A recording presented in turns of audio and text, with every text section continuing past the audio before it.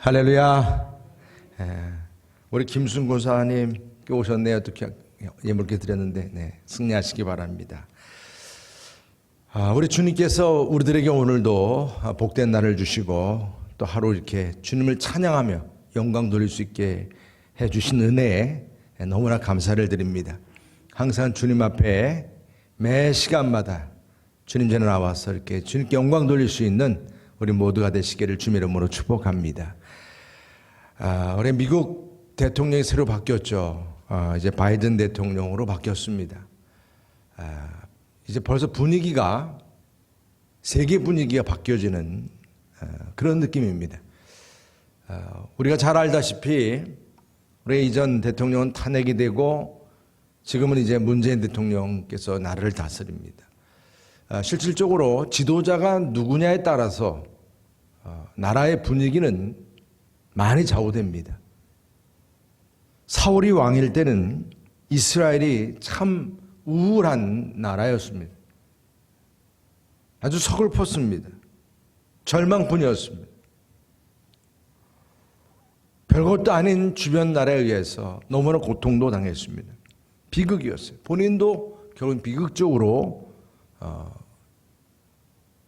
인생을 끝냈습니다. 그런데 다윗이 왕이 됨으로 인해서 이 모든 상황이 반전이 되어버렸습니다. 그가 어떻게 이스라엘 나라를 그토록 강성한 나라로 변화시켰고 자신도 그렇게 찬란한 영광을 누리게 되었는가. 그 무엇보다도 사울이 무시했던 그 초월적인 가치죠. 그 초월적인 가치의 기둥을 세웠기 때문입니다. 그 가치가 무엇입니까? 누구도 생각하지 못했던, 그 당시에는 왕까지도 무시했던 최고의 섬김의 대상이죠. 하나님의 임재의 그 축복을 누리게 하는 하나님의 법궤입니다. 그가 왕위에 오르자마자 무엇보다도 바로 이처럼 초월적인 가치요, 그들에게는 신비한 능력이었습니다. 이스라엘 백성들을 구원하는 그 과정 속에서 함께했던 하나님의 능력 그 자체인 하나님의 궤를 찾고자 했다는 것입니다. 다윗은 사울 왕이 죽고 난 후 그토록 사울이 소홀히 여겼던 이 초월적인 그러한 존재인 법궤를 우선순위로 여기면서 20년 동안이나 그 사울 왕 당시에 아비나답의 집에 방치되어 있던 법궤를 찾았습니다. 범국가적으로 이제 이 법궤를 예루살렘으로 옮기게 되었습니다. 이런 이 법궤가 방치되었다고 하는 것은 하나님의 임재가 공식적으로 떠나갔다는 거죠. 그래서 다윗은 왕이 된 후에 먼저 하나님이 기뻐하시는 나라를 세우기 위해서 또 그러한 가정이 되고 그러한 삶이 되도록 하기 위해서 그 나라의 중심이 되는 예루살렘에 이 법궤를 옮기고자 했습니다. 하나님의 법궤가 중심에 모셔진 예루살렘을 하나님이 기뻐하신다. 그 가운데서 이 모든 왕업도 하나님이 기뻐하시는 왕업이 될 것이다.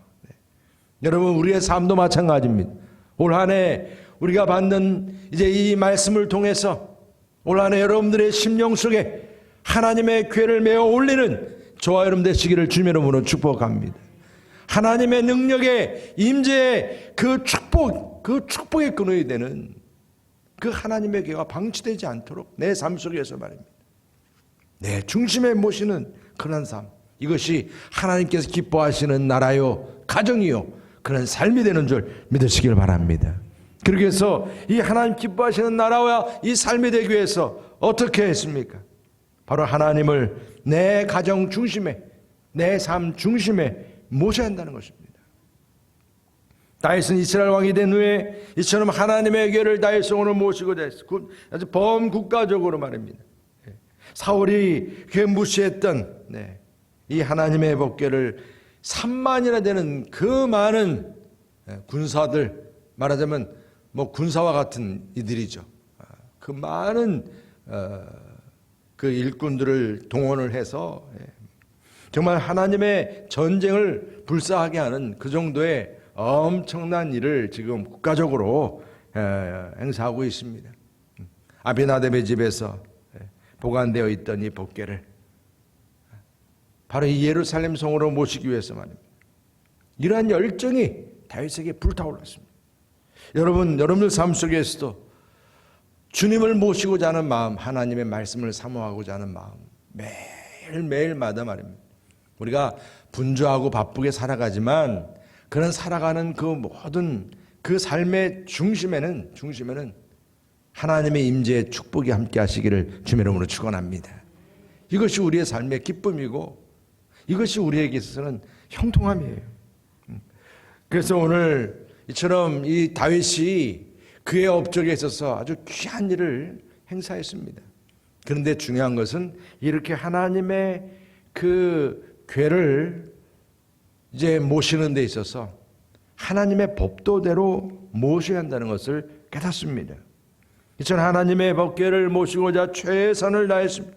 3만이나 되는 엄청난 군인 같은 일꾼들이죠. 그런 일꾼들을 동원을 했고 또 그들이 아마 그러한 생각이었을 것입니다. 베세메스로 향했던 그 수레나 소를 생각하면서 최고의 수레를 준비했습니다. 그리고 또 모든 사람들이 찬양을 하면서 악기를 동원해서 최선을 다하는 마음으로 이 법궤를 이동하게 되었습니다. 그런데 여러분 오늘 말씀처럼 이 법궤를 옮기다가 엄청난 일이 벌어지고 말았습니다.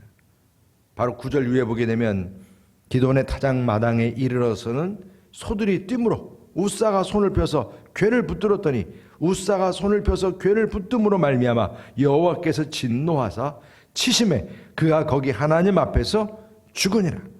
여호와께서 우사의 몸을 찢으셨으므로 다윗이 노하여 그곳을 베레스 우사라 부르니 이름이 오늘까지 이르니라. 하나님의 법궤를 옮기는 데 있어서 이 법궤를 옮기는 데 엄청난 비극이 발생할 것입니다. 독한 종기가 막 일어났던 그 블레셋에서 이제 젖소 2마리와 그 베스메스를 향하는 그런 수레를 생각하면서 아마 만들었는지 모르겠습니다만 이것은 하나님의 방법은 아니었지. 이건 그냥 그들의 그 블레셋 사람들이 지금 이 법궤를 옮기기 위한 방법이었을 뿐이지, 그래서 하나님은 그들의 그것을 용납한 것이지, 하나님의 백성들에게 있어서는 우리가 하나님의 궤를 우리가 이제 모시는 데 있어서는 하나님의 법도가 있다는 것을 깨달으시길 바랍니다. 하나님의 법도가 있어요. 우리가 주님의 성전을 섬기고 하나님의 뜻을 이루어가는 삶도 마찬가지입니다. 하나님의 말씀에 따른 그 법도가 있습니다.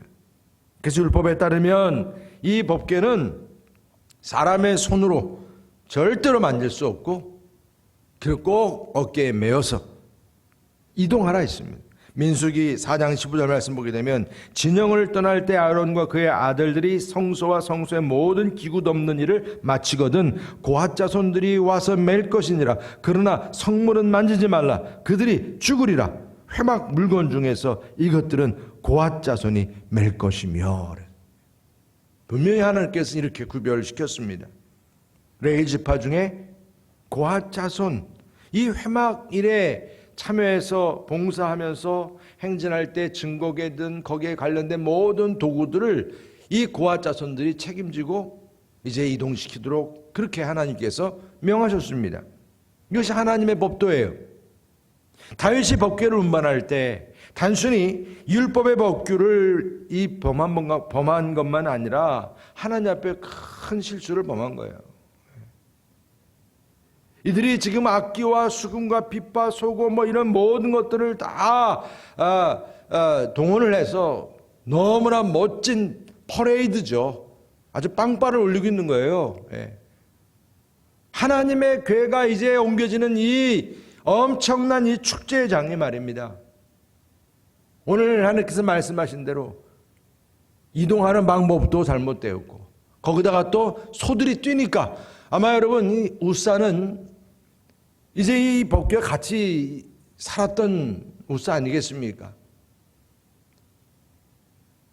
아비나답의 아들로서 말입니다. 그런데 이거 떨어지면 안 되니까 좋은 의도에서 그걸 보호하려고 붙잡았는지 모릅니다. 그렇지만 그것은 하나님의 말씀에 따르면 그것은 저주예요. 죽음입니다.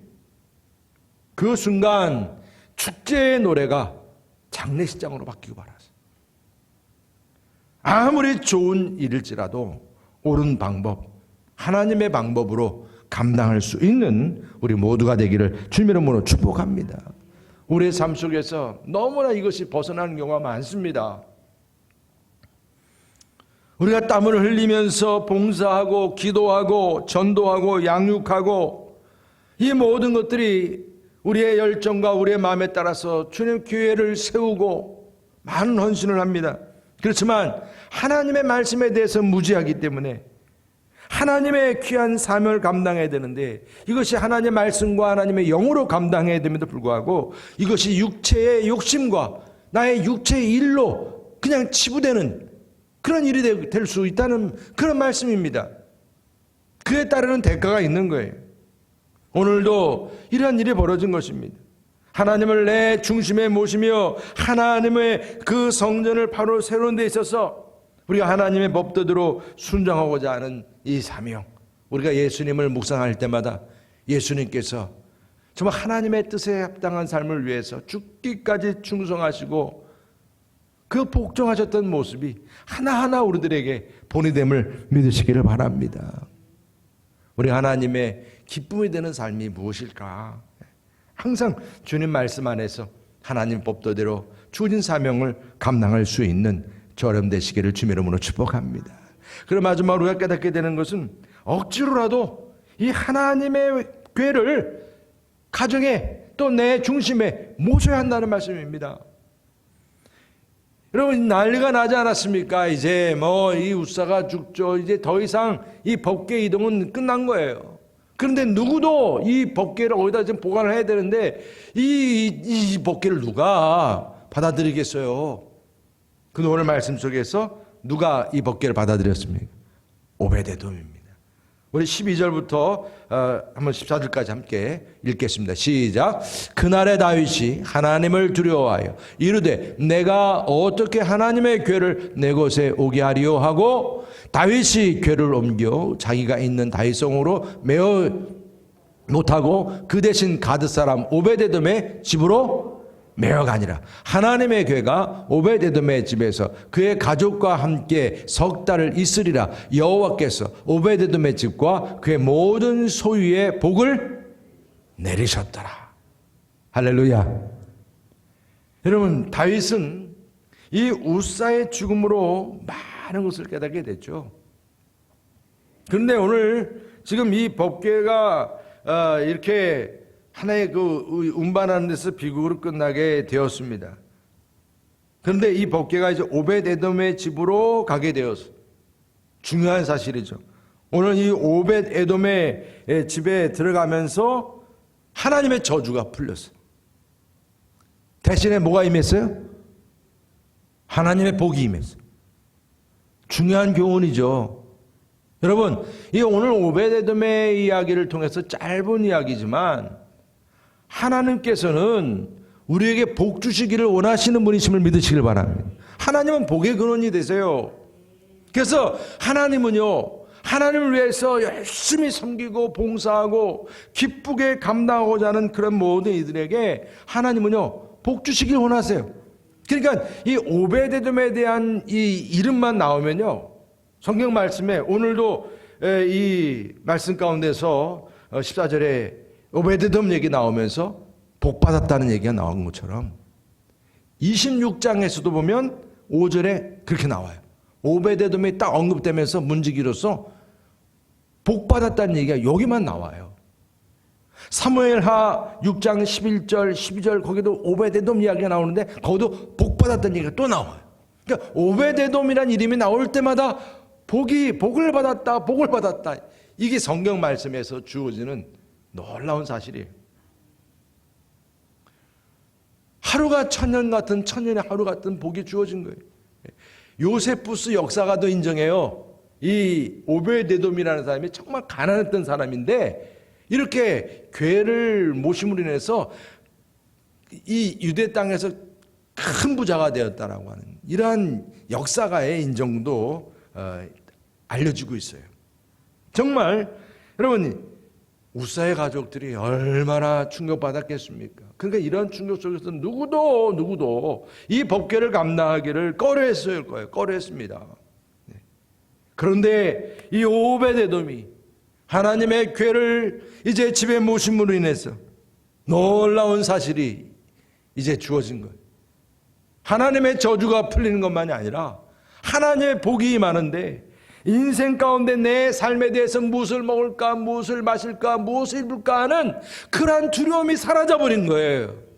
주님이 주시는 평화가 주어지고 하나님의 나라에 대한 소망이 주어지고 그의 삶 속에 벌써 삶의 태도가 달라지고 와, 하나님의 궤가 우리 집안에 들어오니까 내 삶의 진정한 평강이 주어지는데 이루 말할 수 없는 이거는 여러분 그냥 세상에 말하는 물질적인 복과 수준이 다른 거예요. 그럼 물질적인 복은 그냥 뒤따라오는 거죠. 뒤따라오는 거예요. 자녀들의 복도 그렇고 여러분들이 크게 소원하는 모든 계획에 대한 일들도 마찬가지입니다. 다 그건 따라오는 것들이고요. 하나님의 궤라고 하는 것은 지금 우리들에게 있어서는 예수 그리스도임을 믿으시기를 바랍니다. 우리 교회만이 아니라 여러분들의 가정 속에서 하나님의 궤가 여러분들의 중심에 모셔지기를 축복합니다. 저주가 떠나가는 거예요. 악한 영들이 떠나갑니다.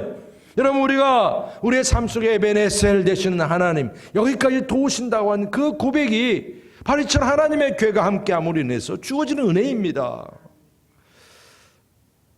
정말 사울 왕은 이런 법궤를 등한히 했기 때문에 이 복을 발로 차버린 거예요. 예, 20년 동안 그냥 내팽개쳐버린 거예요. 그냥 다윗은 이 귀한 걸 알기 때문에 그래서 모시고자 하다가 실수로 지금 이렇게 돼서 지금 다윗은 열심히 좀 공부하고 있는 중이에요. 그렇죠? 예, 그게 느껴져요. 그런데 오늘 말씀 통해서 이게 몇 개월 동안 주어진 복입니까? 3개월 동안 주어진 복인데 다윗에게 이제 소문이 막 들린 거예요. 무슨 소문입니까? 야, 오베데돔이 복 받았다는 소문을 듣게 얼마나 재미났겠어요. 여러분 지금 오늘 우리는 이 우연치 않게 하나님의 궤를 억지로라도 집에 모시게 됐던 오베데돔 놀라운 복이 주어졌어요. 시편 73편 28절에 말씀합니다. 하나님께 가까이 함이 내게 뭐라고요? 복이라. 내가 주 여호와를 나의 피난처로 삼아 주의 모든 행적을 전파하리이다. 여러분 오늘 이 새벽을 깨우시며 주님 보좌 앞에 나온 여러분들에게 하나님의 궤의 축복이 함께 하심을 믿으시기 바랍니다. 나는 주님과 함께 하길 원합니다. 주님과 가까이 하길 원합니다. 하나님의 복이 떠나지 않는 그런 삶이 되기를 원합니다. 여러분 지금 이러한 소문이 다윗에게까지 났으니 얼마나 지금 다윗 자신도 빨리 저 궤를 다시 어디로? 저건 오베데돔 개인이 받을 복이 아니요. 저 궤는 이 민족 모두가 받아야 할 복입니다. 여러분 우리가 하나님의 나라를 우리가 섬기고 주님의 사명을 감당하는 이 일이 우리의 개인적인 일만 아닙니다. 우리 주님께서 땅에 오신 목적이 그냥 개인을 위한 것이 아니었습니다. 이 나라와 민족과 온 인류의 구원을 위한 일이었습니다. 이를 위해서 그가 십자가를 지셨습니다. 여러분 십자가를 지는 그때에 구레네 시몬이라는 사람 아십니까?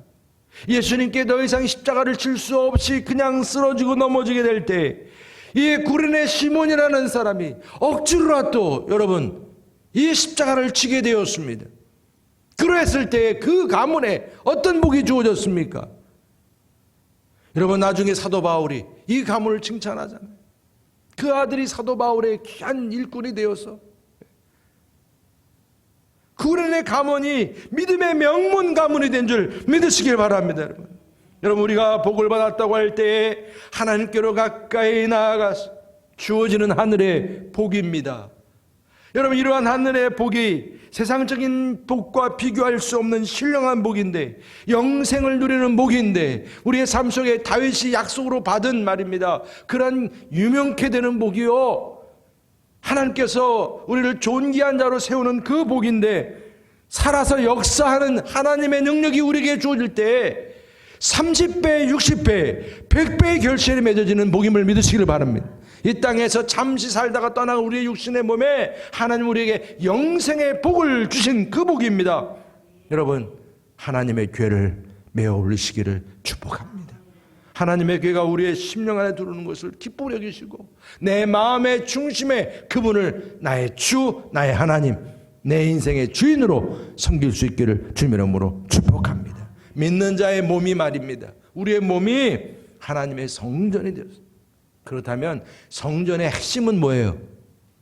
하나님의 괴가 함께 하셔야죠. 그러지 않으면 껍데기예요, 껍데기. 여러분, 우리의 마음의 집이, 여러분들의 가정이, 우리들의 심령 속에 하나님의 괴가 안치되고 중심이 되어서 여러분 삶 속에 오벳 에돔과 같은 그런 큰 은혜의 복이 함께 할 수 있기를 주님의 이름으로 축복합니다. 여러분, 오늘 말씀을 제가 묵상하면서 주님, 우리 여러분을 위해 모든 성도님들 가정마다 올 한해 이 오벳 에돔이 누렸던 복을 누리게 해 주옵소서. 이를 위해서 오벳 에돔이 하나님의 괴를 그렇게 모셨던 것처럼 가정 안에서 또한 우리 자녀들의 그 심령 안에도 하나님의 괴의 중심으로 살아갈 수 있게 해 주시옵소서. 여러분, 오늘 함께 이렇게 기도할 수 있는 시간 되시기를 주님의 이름으로 축복합니다. 오늘 시간에 제가 찬양 한 곡 좀 부르고 싶습니다. 우리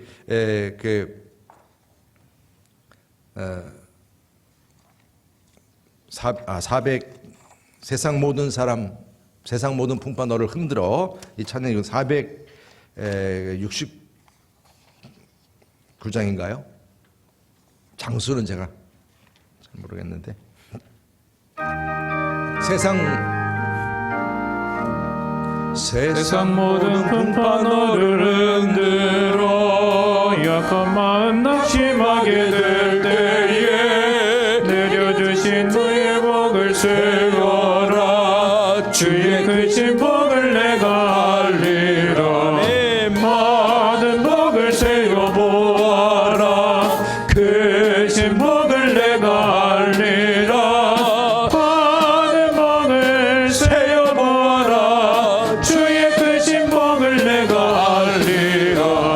세상 근심 걱정 나를 누르고 십자가를 등에 지고 나갈 때 주가 내게 주신 복을 세워라. 두려움 없이 항상 찬송하리라. 받은 복을 세워보아라. 크신 복을 내가 알리라. 받은 복을 세워보아라.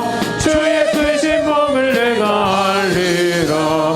세상 권세 너의 앞길 막을 때 주만 믿고 낙심하지 말아라. 천사들이 너를 보아리니 염려 없이 앞만 보고 나가라. 받은 복을 세워보아라. 크신 복을 내가 알리라. 받은 복을 세워보아라. 주의 크신 복을 내가 알리라.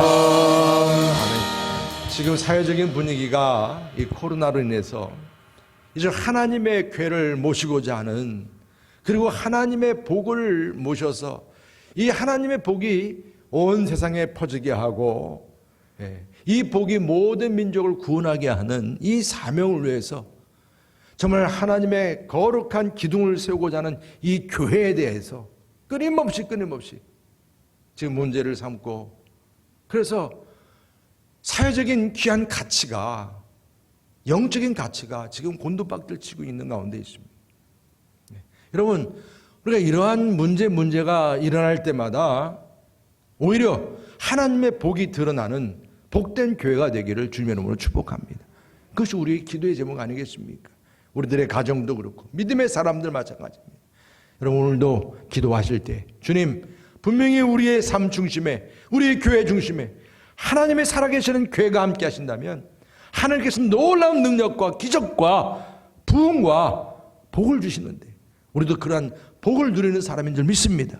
이 복이 온 땅에 퍼져나갈 수 있게 해달라고, 그러한 사명을 감당할 수 있는 우리 여름물교회가 우리 모두가 될 수 있게 해달라고 오늘 뜨겁게 기도하시길 바라겠고요. 여러분들의 자녀들이나 여러분들의 모든 삶 속에서 이런 복의 근원이든 하나님의 영광이 드러나게 해달라고 함께 기도할 수 있기를 축복합니다. 우리 내일 마지막 날입니다. 마지막 날 끝까지 승리하고 우리 새벽제단이 우리 교회에서 복의 근원이 되는 복된 제단 될 수 있도록 이 새벽제단의 부흥을 위해서 계속 기도해 주시길 바라겠습니다. 우리 주여 삼창하시고 함께 기도하십니다. 주여 주여 주여